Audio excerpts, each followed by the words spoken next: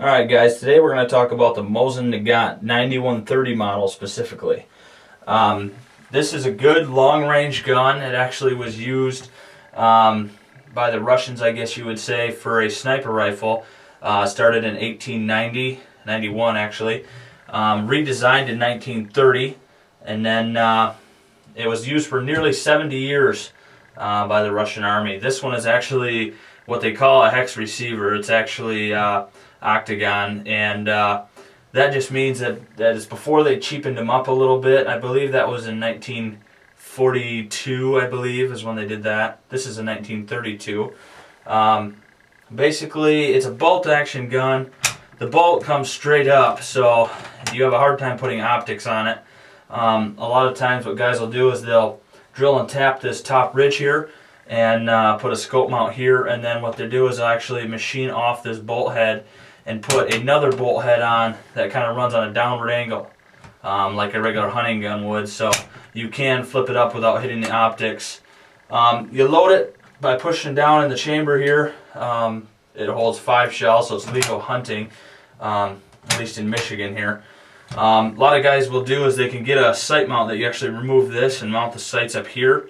The problem I've found with that is unless you're doing something with zero magnification, like a red dot or something like that, you're going to have a hard time with your eye relief. Your head's going to be way back here and that scope's going to be so far up, your eye relief isn't going to be correct. So if you're looking for it for hunting, because it's cheap, you may want to either go with the iron sights or do some research on what's going to work best for you. The iron sights do give you a pretty good picture. It has the hooped front sight with a hole in it to see the pin, you know, so that works pretty good. This gun is quite powerful for what people are actually known to have. If you think of a good hunting rifle, one of the higher up powers is going to be a 30-06. Well, this shell right here is 7.62 by 54R, and what that means is it's 7.62 millimeters thick, same as the AK-47, which is here, but it's 54 millimeters long, and the R stands for the rim right around the casing here, which most centerfire rifles are going to have it machined out where this is actually smooth, and that's so the bolt carrier can grab it and eject the empty shell. So that's what the R stands for. This shell right here has about 2,800 pound-feet of energy at the muzzle and about 2,800 feet per second at the muzzle. 30-06 is going to be anywhere from that to about 3,000. It's a little bit more powerful. So basically what you're getting is something that's nearly as powerful as a 30-06, is deadly accurate, and I got this one for 79 bucks. So it came with 2 ammo pouches, the cleaning kit, the cleaning rod, the oil tube. I believe that, it came with the sling too, so that was kind of nice.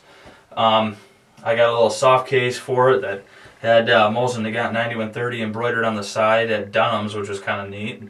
That's kind of interesting. Basically, another thing you might want to look for is right here it has a symbol. I'm not sure what they all mean, but this star with like an arrow inside it is Tula.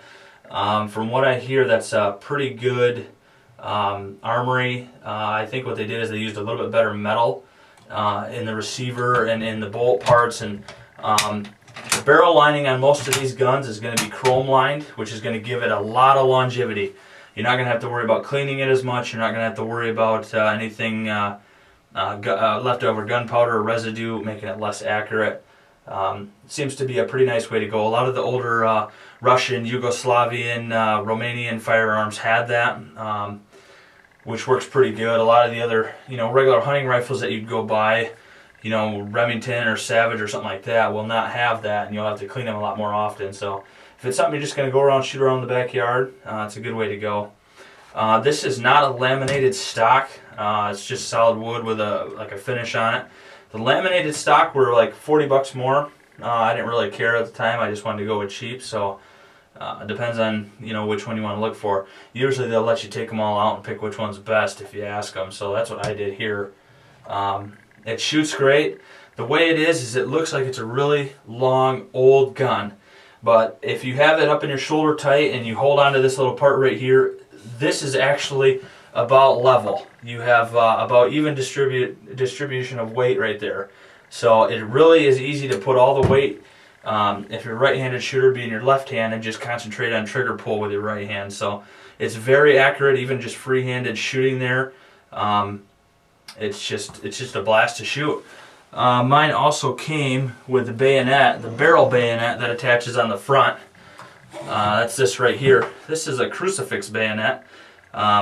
It's kind of like a big X if you look at it at the end. I was told these things were outlawed by the Geneva Convention, but I am not exactly sure on that. Basically, it slides up like this, goes around your sight, and when you push that button in, you can lock it to the side. So it's clear of the bullet path, clear of your sights. Then you just push that button, rock it back up, pull it off, and you're done. This gun, I believe, is about 6 feet long with a bayonet on it, so it's kind of ridiculous just to carry it around, but it's just kind of neat. For the price, you can have a lot of fun with it. It's deadly accurate. Winchester is making ammo for this, for hunting. They're making a soft point. I believe it's 180 grain soft point bullets, so it's a good shell to shoot at for deer if you like. I know a lot of guys run up to the state land. If you have any state land by your area, you know it's probably overrun with guys trying to hunt, and you don't have a long way to shoot, so it'd make a heck of a gun for that. You know, the surplus ammo that you get, the full metal jacket stuff in a box, that stuff is pretty cheap to shoot. One thing you're going to want to watch out for, though, is if you get ammo like this. It comes in a giant box, it comes in a paper wrap. Most likely, it's going to be corrosive ammo. It's probably old.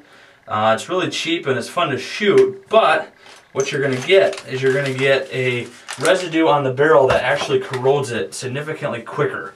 What I have on this one right now actually is right about the end of the barrel, right around the edge there. You'll be able to see that it has a little bit of corrosion going on. Basically, that is from corrosive ammo, so that you'll have to clean it immediately after you shoot it if you have some of that cheap ammo you want to get rid of. Some of the newer stuff, they got away from that. They have a non-corrosive ammo that you have a lot more forgiveness with, and that's about something you would shoot about in any gun. Any hunting ammo is going to be that way, but if you do have this surplus ammo cheap that you get from a supplier somewhere, you might want to watch out for that. It's fine to shoot through it, but just make sure you clean it when you get home and clean it good and get some gun oil on the inside of the barrel and let it sit that way. So something to watch out for. Other than that, it's a heck of a fun gun.